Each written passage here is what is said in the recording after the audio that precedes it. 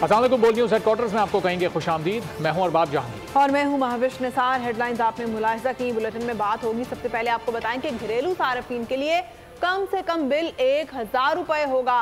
निगरान वज़ीर तवानाई ने बता दिया। कहा 1 जुलाई से गैस का निर्ख ना बढ़ाने का फर्क टैरिफ में शामिल कर दिया गया है। कीमतों में 65 अरब जुलाई से अक्टूबर तक भी डाला है। 57% घरेलू सार्फिन का टैरिफ नहीं बढ़ाया। फिक्स चार्ज 10 रुपए से बढ़ाकर 400 रुपए कर दिया है।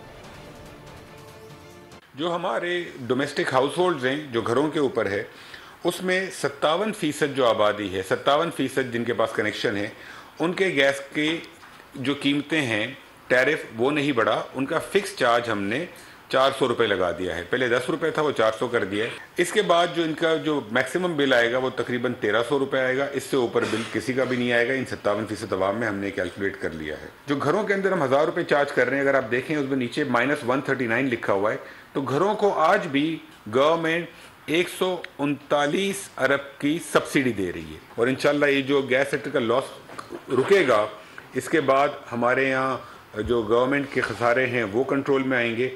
एक्सप्लोरेशन एक्टिविटी बढ़ेगी।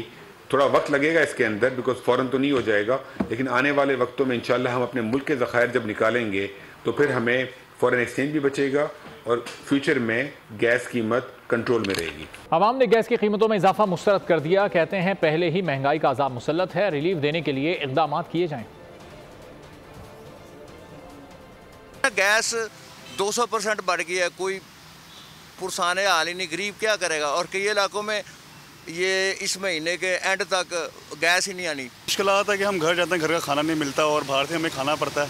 गैस महंगी होगी और गैस ना आई तो ऊपर LPG जो गैस है वो बहुत ही कॉस्टली है, वो आम बंदा तो बर्दाश्त नहीं कर सकता। गैस में ये घर का सुबह स्कूल बच्चों को परेशानी है, जो नाश्ते का परेशानी है। रात को 10 बजे गैस बंद करते हैं, सुबह 6 बजे, कभी 7 बजे। अभी तो गैस आता नहीं है। गैस नहीं होती तो उस ऑफिस से हम लेट हो जाते हैं, काम वगैरह से। जिस तरह सुबह हम लेट हो गए हैं। IMF वर्ल्ड बैंक से कर्जा लिया जा रहे हैं, वो अपने मफाद के लिए लिया जा रहे हैं, किसी पे भी कोई खर्चा नहीं किया गया। तरफ बोलता है कि भाई सस्ता ही आ रहा है, दूसरी तरफ जो चीज़ भी हो तो ऊपर ही जा रहा है। तो गैस तो आती नहीं है, कीमतें बढ़ाने का फ़ायदा क्या है ये बताओ। IMF का जब सेटलमेंट हो जाए, 2 तारीख को आने वाले हैं ना, वो मीटिंग हो जाए, दूसरी किस्त मिल जाए, उसके बाद आएगा। दीजिए साबिक वज़ीर तवानाई सिंध इम्तियाज़ शेख ने गैस की कीमतों पर 200% इजाफा नाकाबिले बर्दाश्त करार दिया है। कहा कि गैस की लोड शेडिंग ने पहले ही आवाम की जिंदगी अजीरन कर रखी है।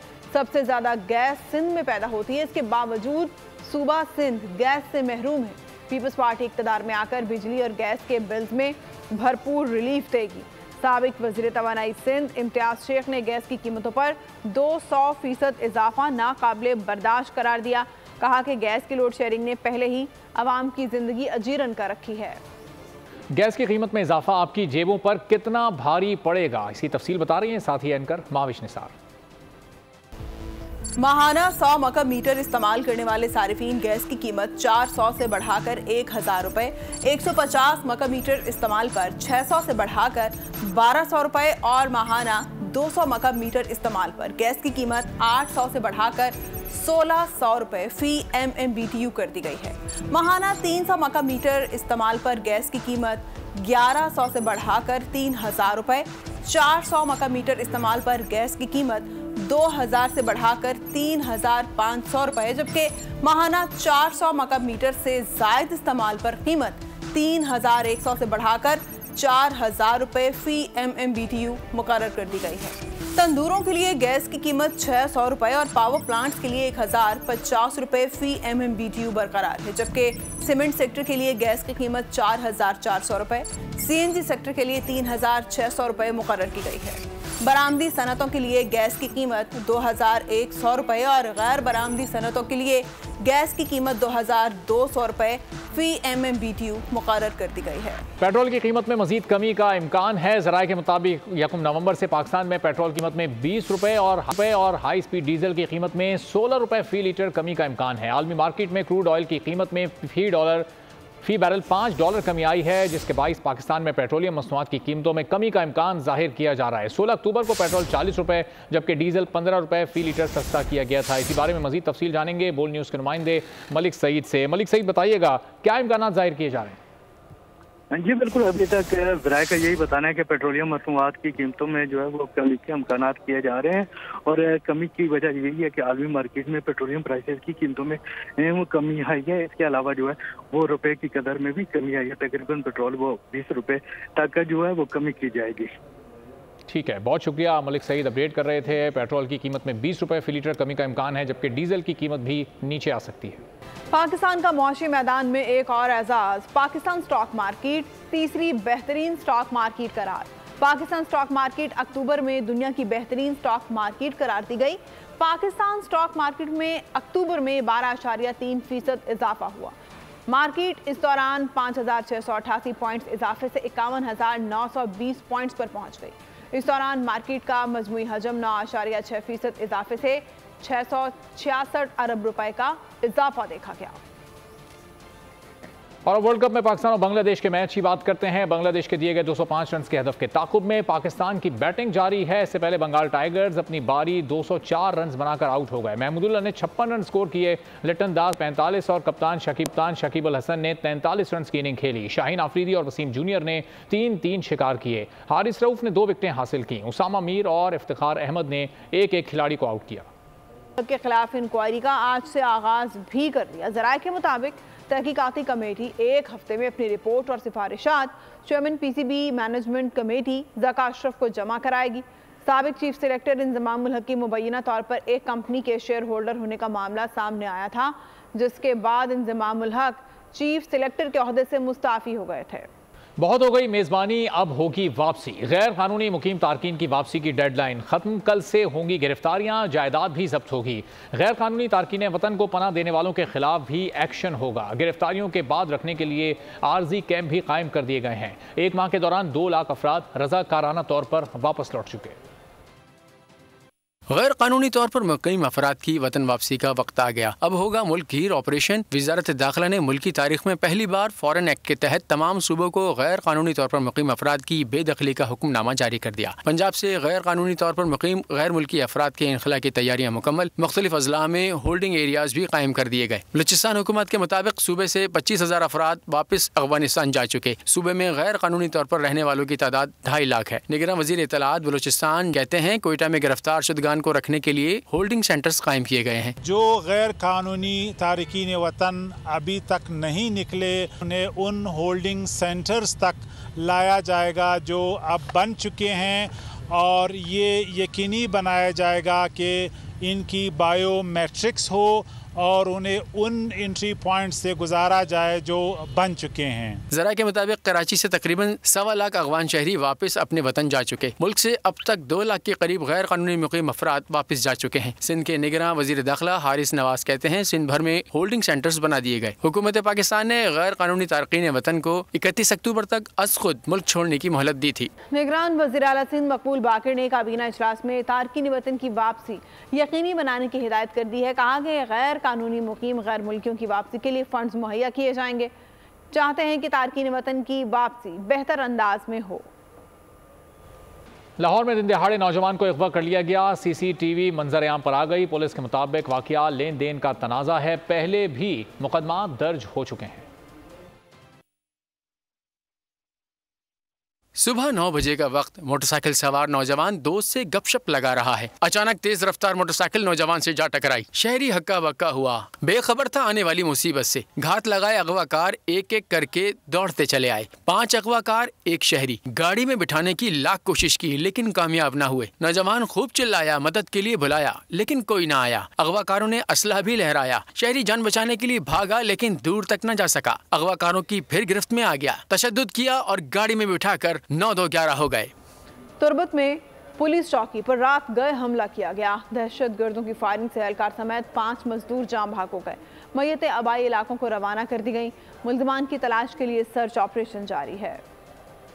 बलूचिस्तान में दहशतगर्दों का बुज़दिलाना वार, तुरबत हुआ खून से लाल। रात के नासराबाद में पुलिस थाने पर नामालूम मुसल्लह अफराद ने हमला कर दिया। फायरिंग से पुलिस एहलकार अस्सा जान और 4 मजदूर शहीद हो गए। जाँ भाग होने वाले मजदूरों का ताल्लुक पंजाब के जिला मुजफ्फरगढ़ से है। पुलिस ने मौके पर पहुंचकर इलाके को घेरे में ले लिया। शवाहिद इकट्ठे किए, मुलजिमान की तलाश के लिए सर्च ऑपरेशन जारी है। निगरान वज़ीर आला बलूचिस्तान मीर अली मदनान डोमकी ने शहादतों पर अफसोस का इजहार करते हुए वजारत दाखिला और कबायली उमूर से रिपोर्ट तलब कर ली। चाहते हैं मुस्तकिल हुकूमत आए, हम जा रहे हैं, वोट डालने के लिए बेचैन हूँ। निगरान वज़ीर आज़म अनवारुल हक काकड़ की मीडिया से गुफ्तगू। कहा, इलेक्शन कमीशन ने PTI पर पाबंदी नहीं लगाई, किसी जमात पर पाबंदी लगाना हमारा मैंडेट नहीं।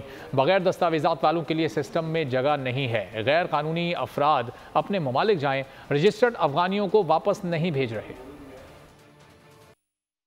अभी तक इलेक्शन कमीशन ऑफ पाकिस्तान ने PTI पे बतौर सियासी जमात किसी किस्म की कोई पाबंदी नहीं लगाई है, तो निगरान हुकूमत कैसे एक ऐसा अमल कर सकती है जो कि गैर कानूनी और गैर आईनी। हम बड़ी वजाहत के साथ आपको कहें कि जितना आप बेचैन हैं वोट कास्ट करने के लिए, उतना मैं भी हूँ। I also want to cast that vote and get a mandated and elected government. जो इलीगल एलियंस हैं, में 3 मेन कैटेगरीज है। एक वो हैं जो रजिस्टर्ड रेफ्यूजीज़ हैं, उनमें से हम एक फ़र्द को भी वापस नहीं भेज रहे। दूसरी वो कैटेगरी है जो विदाउट डॉक्यूमेंटेशन यहाँ पर साल से या कारोबार कर रहे हैं या रिहाइश इख्तियार की हुई है। ये वो टारगेट ग्रुप है जिनको हमने ये टाइम दिया था और उनको कहा था कि ये वापस जाएं। ये अपने ममालिक जाएं, वहाँ पर अपने डॉक्यूमेंट्स, ट्रैवल डॉक्यूमेंट्स अपनी रियासतों से इशू करवाएं। हमारा जो मिशन है वहाँ से वीज़े लगवाएं। जिस हैसियत में भी वापस आना चाहते हैं हम उसको फैसिलिटेट करेंगे। हम एक रेगुलेटेड मूवमेंट चाहते हैं। 2017 में नून लीग से लेवल प्लेइंग फील्ड छीनी गई थी। पीपल्स पार्टी को खुश होना चाहिए, तमाम जमातों को लेवल प्लेइंग फील्ड मिल रही है। नून लीग रहनुमा एहसन इकबाल का कहना है कि नून लीग किसी की तरफ नहीं देख रही। एक सियासी जमात से पूछा जाए, असेंबली में बैठने की बजाय इस्तीफे क्यों दिए? पंजाब और KP की हुकूमत किसके कहने पर बरतरफ की? 2017 में मुस्लिम लीग नून से लेवल प्लेइंग फील्ड छीनी गई थी। नवाज शरीफ साहब को नाजायज़ तौर पे नाअहल करा के लेवल प्लेइंग फील्ड छीनी। पीपल्स पार्टी को तो खुश होना चाहिए कि तमाम सियासी जमातों को लेवल प्लेइंग फील्ड मिल रही है। सियासतदान अपने मसाइल खुद हल करते हैं, कम अज़ कम मुस्लिम लीग नून तो अपने मसाइल खुद हल कर रही है, वो किसी की तरफ नहीं देख रही। जो एक सियासी जमात, तो वो असम्बली में अपोजिशन की नशस्तों पर बैठने की बजाय इस्तीफ़े दे के बाहर क्यों गए? पंजाब और खैबर पख्तूनख्वा में तो उनकी अपनी हुकूमत थी। किसने उनकी कनपट्टी पे पिस्तौल रखी थी कि वो इन दोनों हुकूमतों को खुद बर्खास्त कर दें?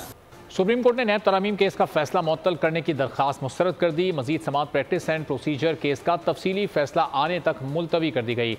अदालत उज़्मा ने नैब अदालतों को बहाल मुकदमात के हतमी फैसले सुनाने से रोक दिया। अपीलों पर चेयरमैन तहरीक इंसाफ को नोटिस जारी किया गया।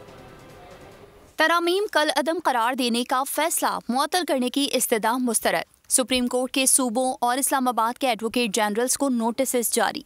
समात प्रैक्टिस एंड प्रोसीजर केस का तफसीली फैसला आने तक मुलतवी कर दी गई। नैब अदालतों को बहाल मुकदमात के हतमी फैसले सुनाने से रोक दिया गया। वफाकी हुकूमत ने इंट्रा कोर्ट अपील की पहली समात पर केस में इल्तवा मांग लिया। दरख्वास्त में मौक़िफ़ दिया गया कि वफाकी हुकूमत के वकील मखदूम अली खान बैरून मुल्क हैं। दौरान समात वकील फारूक H नाइक ने कहा, नैब तरामीम से बहुत से लोग मुस्तफीद हुए। चीफ जस्टिस ने मुकालमा किया कि ये कहना दुरुस्त नहीं कि नैब तरामीम से कोई मुस्तफीद हुआ। नैब तरामीम से कोई बरी नहीं हुआ, सिर्फ मुकदमात का फोरम बदला है। इस्तगासा के आमदन से ज़ायद असासों का केस साबित करने की शिक बदली। अदालत उज़्मा ने अपीलों पर समात गैर मुअय्यना मुद्दत तक मुलतवी कर दी। अपीलों पर चेयरमैन पाकिस्तान तहरीक इंसाफ को नोटिस जारी कर दिया गया। हिदायत की कि अदालती हुक्म और अपीलों की नक़ुल चेयरमैन PTI को जेल में फराहम की जाएं। हुक्मनामे में कहा गया कि अपील में उठाए गए एतराज़ का मुमकिना इन्हिसार प्रैक्टिस एंड प्रोसीजर तफसीली फैसले पर होगा। मुनासिब होगा कि तफसीली फैसले के बाद नैब तरामीम अपीलों पर समात हो। गैर कानूनी मुकीम अफराद को दी गई डेडलाइन का आज आखिरी रोज़ है। कराची और कोयटा में क्या सूरत हाल है, हमारे नुमाइंदगान हमारे साथ मौजूद हैं। कराची से इस वक्त मौजूद हैं हाजी कैंप पर मौजूद सालिक शाह, जबकि कोयटा से आज़म उल्फत हमें रिपोर्ट करेंगे। सालिक, आप बताइएगा, हाजी कैंप में इस वक्त क्या सूरत हाल है? कितने लोगों की वापसी हो चुकी है, कितनों को अभी वापस जाना बाकी है? जी बिल्कुल, यहाँ पर जो बेस कैंप बनाया गया है सुल्तानाबाद हाजी कैंप में, वहाँ पर जो है FIA, नादरा और जो दीगर अदारे उनके अमला यहाँ पर मौजूद है, जो गैर मुल्की खासकर पाकिस्तान में जो गैर कानूनी तौर पर रहने वाले जो गैर मुल्की अफगानी है तारकीन वतन, उनकी वापसी का अमल यहाँ पर शुरू करवाएंगे। वाज़ेह है कि चंद घंटे ही रह गए हैं यहाँ पर डेडलाइन ख़त्म होने में, जिस हवाले से वो काम का ये कहना है। जिसके बाद यहाँ पर जो शहर भर में जो गैर कानूनी तौर पर मुकीम तारकीन वतन उनको यहाँ पर लाया जाएगा, फिर यहाँ से जो है उनका कानूनी कार्रवाई करने के बाद यहाँ से बेदखल किया जाएगा। बसेस के जरिए उनको वाघा बॉर्डर और इसके अलावा जो चमन बॉर्डर तक पहुँचाया, जिसके बाद यहाँ से पाकिस्तान से बेदखल करने का अमल शुरू किया जाएगा। क्यों दूसरी पुलिस को काम का ये बताना है कि उन्हें अभी तक किसी भी किस्म के जो वाज़ेह अहकामात नहीं मिले कि शहर में उन्होंने क्रैकडाउन किस वक्त शुरू करना है, लेकिन जो हुकूमत की दी गई जो डेडलाइन है वो रात को 12 बजे खत्म हो रही है, जिसके बाद कहा जा रहा है कि पूरे मुल्क में गैर कानूनी तारकीन वतन के खिलाफ ऑपरेशन शुरू किया जाएगा। जी ठीक है, सालिक साथ ही रहेगा। कोयटा का रुख करते हैं, आजम उल्फत हमारे साथ मौजूद है। आजम बताइएगा, आप कौन से पॉइंट पर मौजूद हैं और क्या सूरत हाल यहाँ पर देख रहे हैं? जी बिल्कुल, मैं इस वक्त कोयटा के जेल रोड पे मौजूद हूँ। जिस तरह आपने कहा कि अफ़गान पनागज़ीन और तारकीन वतन का डेडलाइन में चंद घंटे ही रह गए हैं, इस गर्ज़ के लिए बलूचिस्तान की निगरान हुकूमत है उसने तमाम इंतज़ामात मुकम्मल कर लिए हैं। इस गर्ज़ के लिए सूबाई दारुल-हुकूमत कोयटा में 2 सेंटर कायम किए हैं। इसके अलावा बलूचिस्तान के जिन जिन इलाकों को अफ़गानिस्तान के बार्डर लगते हैं वहाँ भी पॉइंट्स कायम कर दिए हैं, जैसे चमन बार्डर, किला अब्दुल्ला, किला सैफुल्ला, चागी, इन मुकामात पे भी होल्डिंग सेंटर कायम कर दिए हैं, जिसमें तमाम सहूलतें दी गई है। सूबाई हुकूमत की जानिब से अब तक जो सामने आई है, सूबाई वज़ीर निगरान इत्तलात जान चगज़ई के मुताबिक अब तक 25,000 से 30,000 के लगभग आज तक इस वक्त तक तारकीन वतन अफ़गानिस्तान वापस जा चुके हैं, जबकि सूबाई हुकूमत ने कल से जो डेडलाइन आज ख़त्म होगी, कल से इनकी गिरफ़्तारी के हवाले से खुसूसी फ़ोर्स भी तश्कील दी है और मुख्तलिफ़ मुकामात पे सिक्योरिटी के चेक पोस्ट भी कायम कर दिए हैं। कान यही ज़ाहिर किया जा रहा है कि कल से तारकीन जो गैर कानूनी तौर पर मुकीम है कोयटा और बलूचिस्तान के मुख्तलिफ शहरों में उनकी गिरफ्तारी अमल में आएगी। गिरफ्तारी के बाद इन तारकीन वतन को जो होल्डिंग सेंटर कायम किए हैं इनमें रखा जाएगा और इसके बाद इनको अफ़गानिस्तान और जो पॉइंट्स रखे गए हैं वहाँ से इनको वापस इनके वतन वापस भेजा जाएगा। ठीक है, आजम साथ ही रहेगा। सालिक ये बताएगा कि ये रात 12 बजे के बाद ये रज़ाकाराना वापसी का सिलसिला क्या रुक जाएगा, ख़त्म हो जाएगा? चूँकि अभी तो हम देख रहे हैं कि बड़ी तादाद में लोग वापसी इख्तियार किए हुए हैं। जी बिल्कुल, जो महकमा दाखिला सिंध है उनकी जानिब से तो ये बताया गया है कि शहर भर में जो गैर कानूनी तौर पर मुकीम तारकीन वतन थे उनके खिलाफ गिरफ्तारी का सिलसिला पहले से जारी था। जो अब तक के जो आदाद शुमार सामने आए हैं उनके मुताबिक करीबन 2300 के करीब जो है गैर मुल्की तारकीन वतन को गिरफ्तार किया गया था। इनके खिलाफ करीबन 800 के करीब FIR दर्ज की गई हैं। लेकिन स्पेशल ब्रांच की रिपोर्ट के बाद जो बताया गया है कि इस शहर में 1,18,000 के करीब जो है गैर मुल्की तारकीन वतन अफगानी है। उसके अलावा टोटल अगर तादाद देखी जाए तो 1,60,000 के करीब जो है गैर मुल्की तारकीन वतन बसते हैं, जिनके खिलाफ बाकायदा बाद में क्रैकडाउन शुरू किया जाएगा। उनके डॉक्यूमेंट्स को चेक किया जाएगा, दस्तावेज़ात को चेक किया जाएगा। चेक करने के बाद उनके बेदखली का अमल किया जाएगा। दूसरी जानिब यहाँ पर जो मौजूद अमला है उनका ये बताना है कि नादरा और FIA इस बात की तस्दीक करेंगे कि यहाँ पर जो तारकीन वतन गैर मुल्की तारकीन वतन रह रहे हैं अगर वो गैर कानूनी तौर पर हैं तो उनको फिर ये है कि बाकायदा जो 1946 का जो एक 47 का जो एक आर्टिकल है उसके तहत जो है पाकिस्तान से बेदखल किया जाएगा। दूसरे जो पाकिस्तान में डॉक्यूमेंट के साथ जो रहने वाले लोग हैं फिर उनको यहाँ पर रहने की इजाज़त दी जाएगी। लेकिन ये जो बेस कैंप बनाया गया है यहाँ पर तमाम इदारे मुतहर्रिक मौजूद है। सुबह से हमने देखा यहाँ पर चंद अफराद यहाँ पर आए अपने। बहुत शुक्रिया आजम उल्फत, आप दोनों से हम मजीद भी इस बारे में डिटेल जानते रहेंगे। चेयरमैन PTI और शाह महमूद कुरैशी के खिलाफ साइफर केस की समाअत 7 नवंबर तक मुलतवी कर दी गई। ऑफिशियल सीक्रेट एक्ट के तहत कायम खुसूसी अदालत के जज अबुल हसनात जुल्करनैन ने अडियाला जेल में साइफर केस की समाअत की। चेयरमैन PTI और शाह महमूद कुरैशी को कमरे अदालत पहुंचाया गया। समाअत के दौरान तलब करदा 5 सरकारी गवाहान भी मौजूद थे। FIA की टीम में मजीद 5 गवाहान को पेश किया। पेश होने वाले गवाहान के मुकम्मल बयान कलमबंद नहीं हो सके। अदालत ने तमाम 10 गवाहान को दोबारा नोटिस जारी करते हुए समाअत मुलतवी कर दी। एहतसाब अदालत ने करप्शन और तोशाखाना तहकीकात केस में बुशरा बीबी की अबूरी जमानत में तोसी कर दी। 190 मिलियन पाउंड करप्शन और तोशाखाना नैब तहकीकात के केस में दरखास्त जमानत पर समात एहतसाब अदालत के जज मोहम्मद बशीर ने की। बुशरा बीबी अदालत में पेश हुई। वकील ने बताया कि अदालत ये दरखास्त निपटा देती है तो नैब फिर तलब कर लेती है। नैब के तफ्तीशी अफसरान ने अदालत में तहरीरी बयान जमा करवा दिया जिसमें कहा गया कि बुशरा बीबी की अभी तक गिरफ्तारी मतलूब नहीं है। अदालत ने दलाइल तलब करते हुए बुशरा बीबी की अबूरी जमानत में 15 नवंबर तक तौसी कर दी।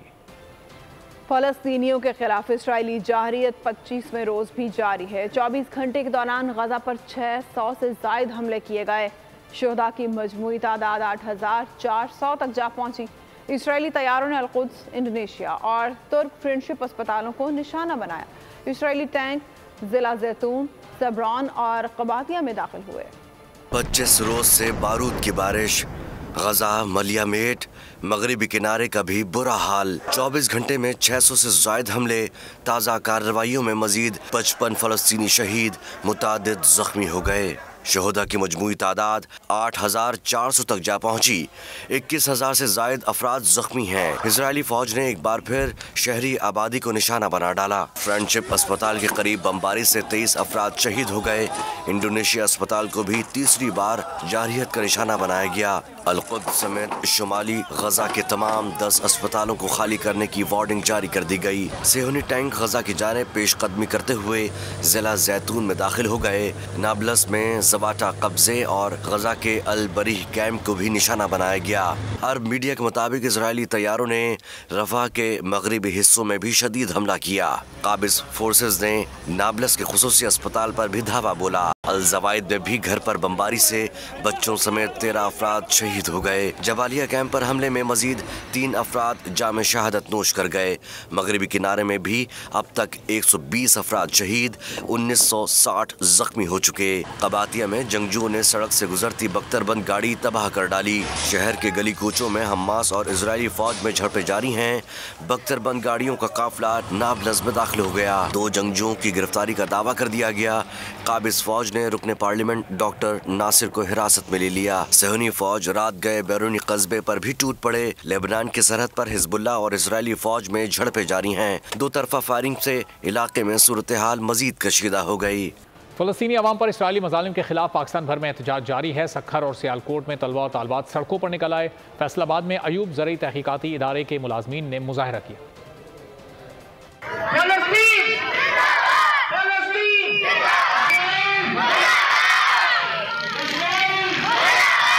सेहूनी फौज के अहले गजा पर मज़ालिम। पाकिस्तानी अवाम जुल्म के खिलाफ फ़लस्तीनी भाइयों के साथ।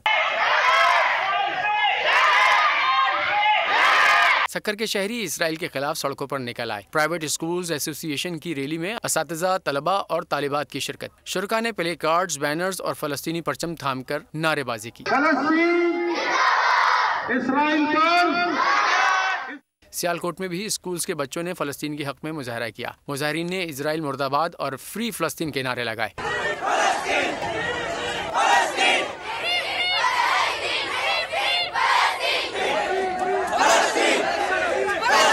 फैसलाबाद में अयूब ज़रई तहकीकाती इदारे के मुलाजमीन ने एहतजाजी मुजाहरा किया। मर्द और ख़वातीन मुलाजमीन ने प्ले कार्ड्स और बैनर्स उठाकर रैली निकाली। मुजाहिरीन ने इजराइल मुर्दाबाद के नारे लगाए।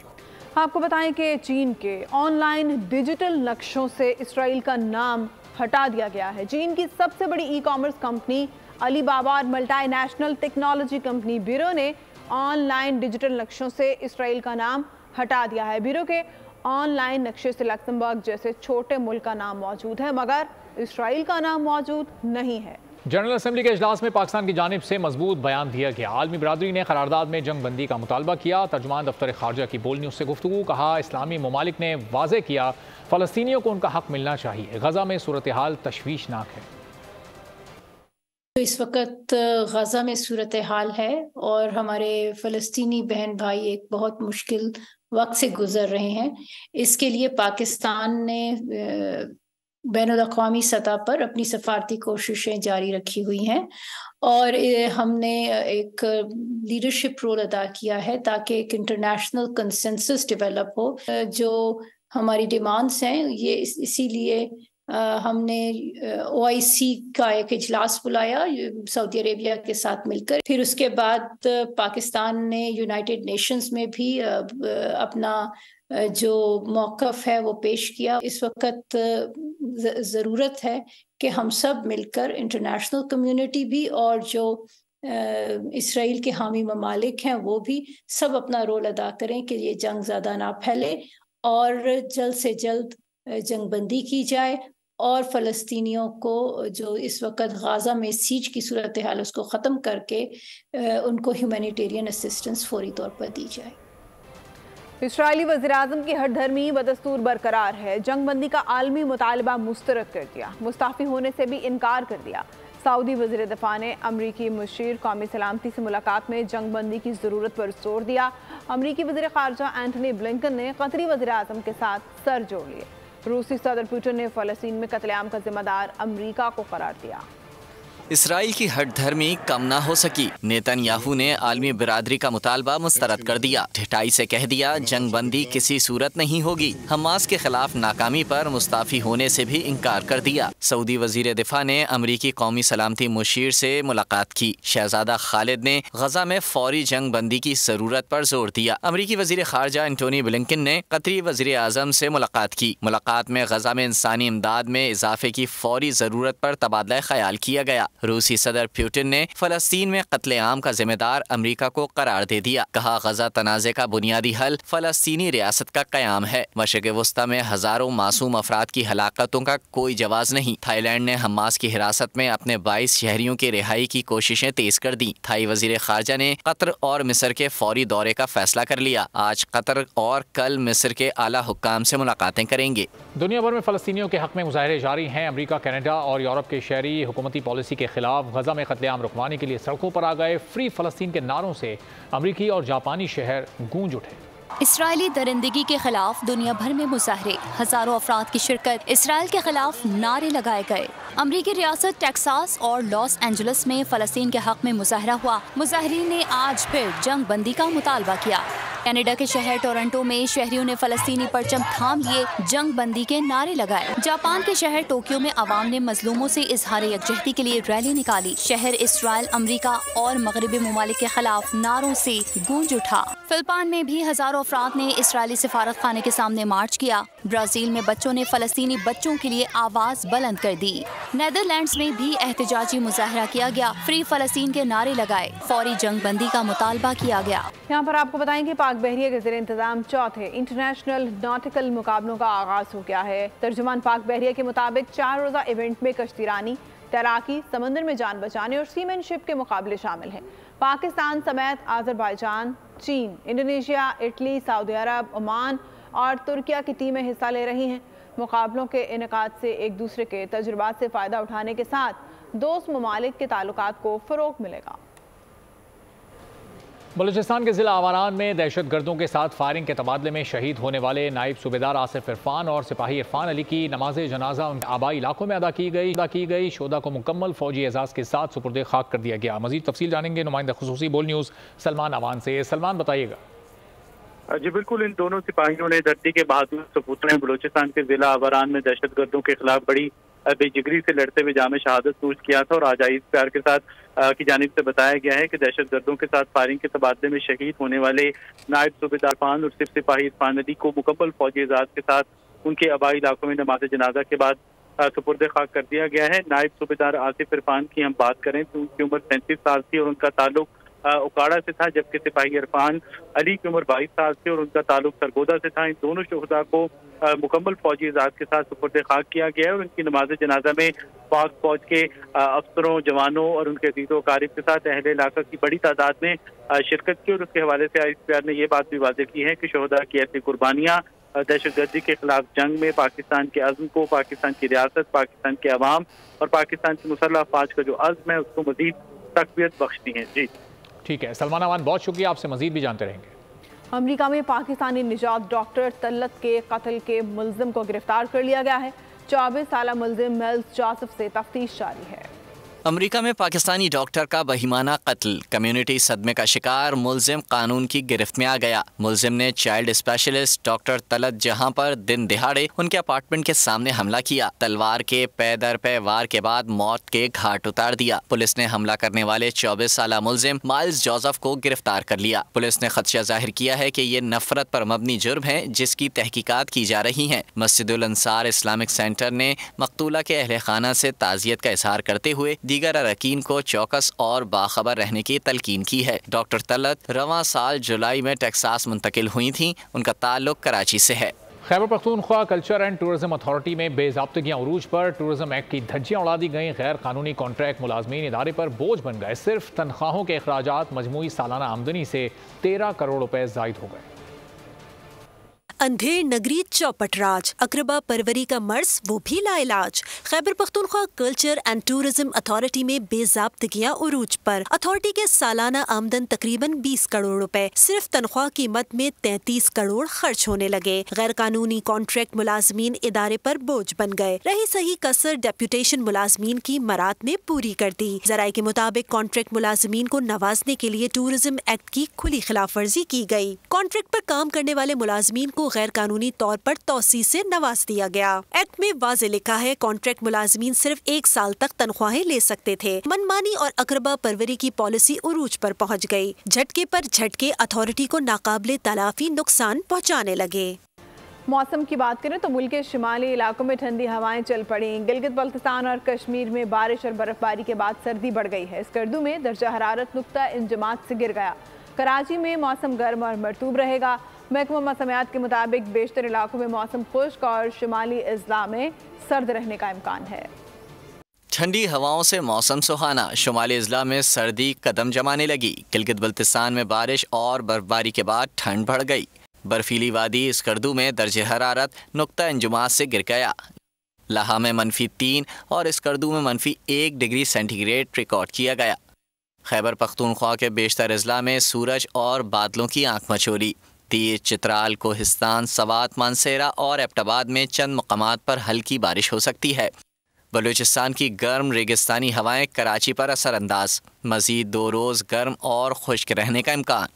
सिंध के बेशतर अजला में गर्मी बरकरार रहेगी। इस्लामाबाद में बादलों के साए मौसम खुशगवार हो गया। पंजाब के बेशतर अजला में मौसम खुश्क, जबकि मरी, गलियात और गिरदोनवा में सर्द और मतला जुज़वी अबरालूद रहेगा। यूरोप में मौसम सरमा की एंट्री। स्वीडन और नॉर्वे में शदीद बर्फबारी से हर सू सफेदी छा गई। निज़ाम ज़िंदगी दरहम बरहम हो गया। आवाम मोटरवे पर घंटों फंसे रहे। मज़ीद जानेंगे ज़ुबैर हुसैन की रिपोर्ट में। स्वीडन और नॉर्वे के सरहदी इलाकों में बर्फानी तूफान, निज़ाम ज़िंदगी दरहम बरहम हो गया। मोटरवे पर गाड़ियों की कई किलोमीटर लंबी कतारें लग गईं। लोग कारों में 12 घंटे तक फंसे रहे। फिसलन के बायस जगह जगह गाड़ियां और ट्रक उलट गए। रेस्क्यू ऑपरेशन इंचार्ज का कहना है कि अवाम को इस किस्म के हालात का बिल्कुल अंदाजा नहीं था।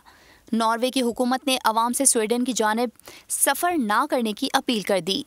स्वीडन में कल रात से अब तक 92 ट्रैफिक हादसात हो चुके हैं। आपको बताएं कि कराची के मुख्तलिफ इलाकों से छीने हुए मोबाइल फ़ोन कहाँ जाते हैं और कैसे मोबाइल फ़ोन का IMEI तब्दील किया जाता है। बोल न्यूज़ के नुमाइंदे खुरम गुलजार इस वक्त SP गुलशन के साथ मौजूद हैं। उनसे मजीद तफसील जानते हैं। खुरम, बताइएगा क्या कहना है इनका। जी बिल्कुल, कैसे आपका मोबाइल फ़ोन मिनटों में पराया हो जाता है, वो कौन से डिवाइसेस हैं जिससे मोबाइल फ़ोन की IMEI तब्दील कर दी जाती है। इस वक्त हमारे साथ SP गुलशन मौजूद हैं। हम इनसे मज़ीद तफसीलात जानते हैं और ये भी जानने की कोशिश करते हैं वो कौन सी डिवाइसेस हैं जिससे मोबाइल फ़ोन की IMEI तब्दील कर दी जाती है, और वो हम आपको दिखाएंगे भी। मोबाइल फ़ोन की जो IMEI होती है वो उसकी आइडेंटिफिकेशन होती है, और हमारी जो डिजिटल फोरेंसिक होती है, CDR एनालिसिस और IMEI एनालिसिस, वो उस क्रिमिनल तक पहुंचने में हमें बहुत मददगार साबित होती है। इन क्रिमिनल्स को शेल्टर पहुंचाने के लिए मोबाइल मार्केट्स में कुछ ऐसे शॉपकीपर्स बैठे हैं जो छीने हुए मोबाइल होते हैं उनकी IMEI ही तब्दील कर देते हैं। जैसे मैं आपको ये एक डिवाइस दिखाता हूँ, इसका नाम पेंडोरा है, और इस डिवाइस की टोटल कीमत जो है 92,000 रुपीज़ है। इसमें बाकायदा सिम लगाई जाती हैं और डिफरेंट किस्म के तार लगाए जाते हैं, जिसकी वजह से फिर उस मोबाइल फ़ोन में लगाया जाता है।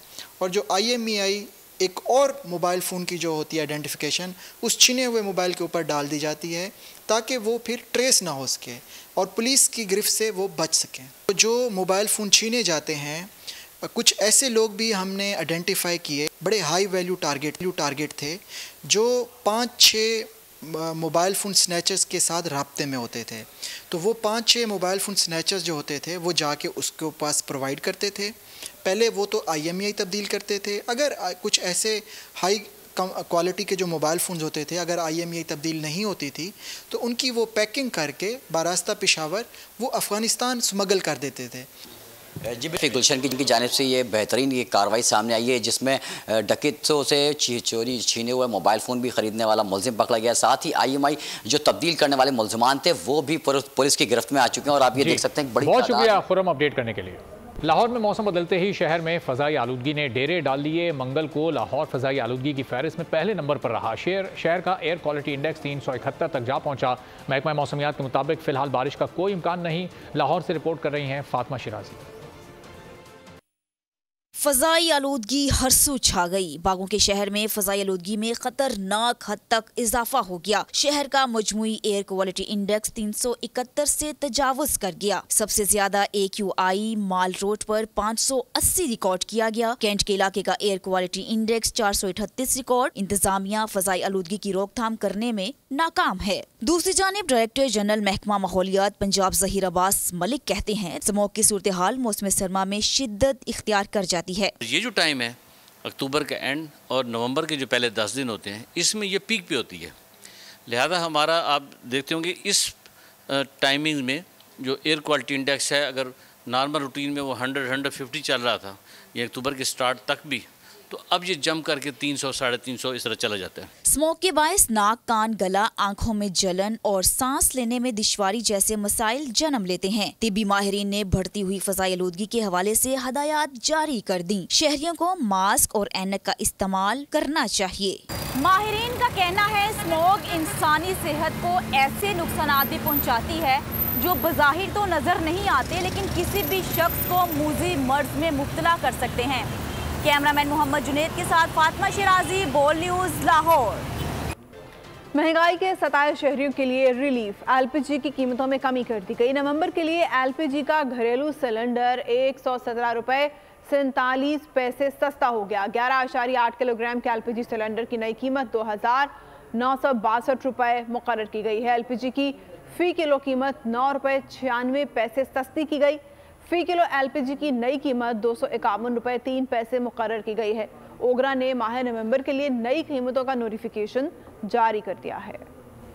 झेलम में साल साल से जारी रिवायत रवां साल भी बरकरार। नवाही इलाके में सकाफती खेल टॉम्बी बैल दौड़ का इनेकाद हुआ। अनोखे मुकाबले पर देखते हैं यासिर फहमीद की रिपोर्ट।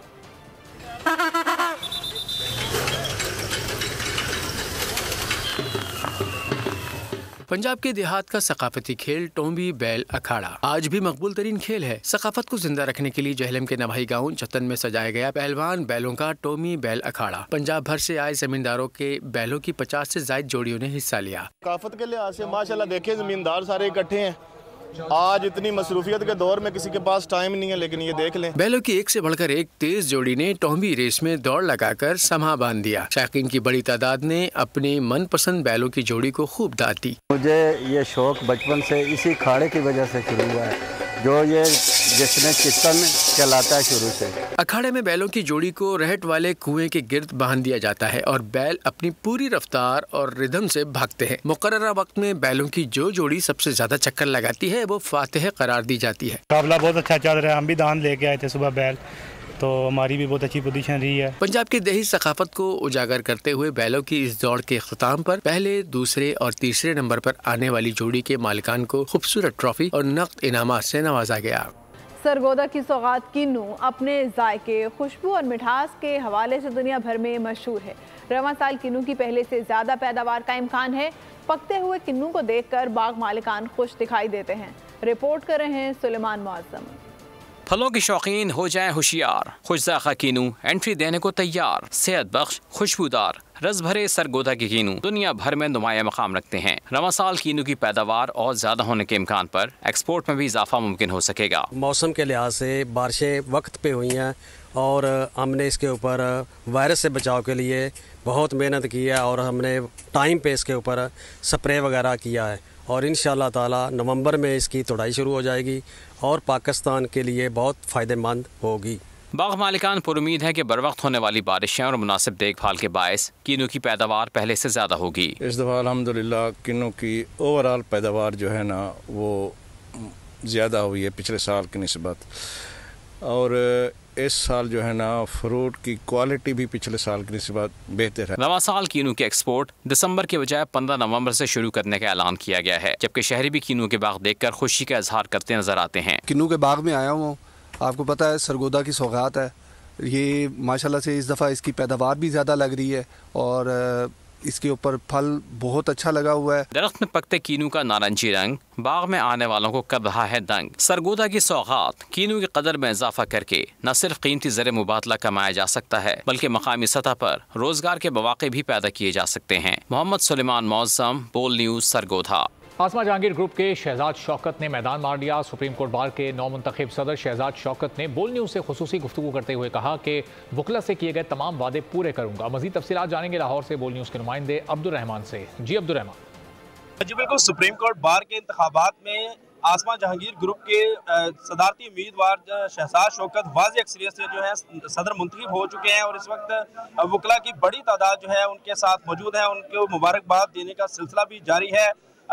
जो सेनेटर आजम नज़ीर तारड़, आसन बून और इसके अलावा जो पीर मसूद चिश्ती और दीगर वकला जो हैं उनकी तरफ से मुबारकबाद के पैगाम दिए गए और बहुत बड़ी तादाद जो है सुप्रीम कोर्ट लाहौर रजिस्ट्री में वकला की मौजूद है और वो आजम नज़ीर तारड़ के साथ मिलकर जो है शहजाद शौकत की जो जीत की खुशियाँ मना रहे हैं। और इस वक्त बोल न्यूज़ से खुसूसी गुफ्तगू करते हुए नौ मुंतखब सदर शहजाद शौकत ने कहा है कि अल्लाह के मैं बहुत शुक्रगुजार हूँ और इसके अलावा जो उन वकला का मैं बहुत मशकूर हूँ जिन्होंने मुझे वोट कास्ट किए। उन्होंने इस अज़म का इजहार किया कि वो वकला से किए कि अपने तमाम वादे जो हैं वो पूरे करेंगे। यहाँ ये बताता चलूँ कि बहुत शुक्रिया अब्दुर्रहमान अपडेट करने के लिए।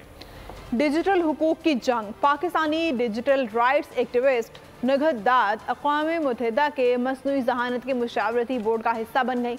निगहत दाद बनी दुनिया बोल है कि मेहमान AI से मुतालिक ज़रूरियात को पूरा करने के आज़म का इजहार किया। ये काफ़ी बड़ी जिम्मेदारी है क्योंकि पूरी दुनिया से सिर्फ 39 मेंबर्स जो हैं वो सेलेक्ट किए गए हैं इस काम के लिए। और ये सिर्फ ऐसा नहीं है कि हमने सिर्फ UN सेक्रेटरी जनरल को जो है वो उनको एडवाइस करना है कि कैसे जो 3 आपने बताए हैं हमारे गोल्स इस साल के उनको पूरा करना है, बल्कि ये कि कीपिंग इन माइंड कि हम सिर्फ उनके लिए नहीं बल्कि जो मेंबर स्टेट्स हैं, जो ममालिक UN का हिस्सा हैं और जो डिफरेंट अदर स्टेक होल्डर्स हैं उनकी जो ज़रूरियात हैं AI के हवाले से या उसकी गवर्नेंस के हवाले से उनको हम किस तरीके से एड्रेस कर सकें और मुतफ़क्का किसी ऐसी फ्रेमवर्क पे आ सकें जिस पे तमाम लोग जो हैं वो राज़ी हों और उसको अडॉप्ट कर लें। दुनिया फुटबॉल के हीरो मारूफ स्ट्राइकर लियोनेल मेसी ने 8वीं मरतबा बेहतरीन खिलाड़ी का अवार्ड जीत लिया। पेरिस में तकरीब में मेसी को 2023 का बेहतरीन खिलाड़ी करार दिया गया। अर्जेंटाइन के मेसी ने रवां साल अमरीकी फुटबॉल क्लब इंटर मियामी को 11 गोल करके पहली बार लीग्स कप जितवाने में भी अहम किरदार अदा किया था। बोल न्यूज़ हेडक्वार्टर से फिलहाल इतना ही। किसी भी खबर की तफसीलात के लिए विजिट कीजिए bolnews.com और देखते रहिए बोल न्यूज़।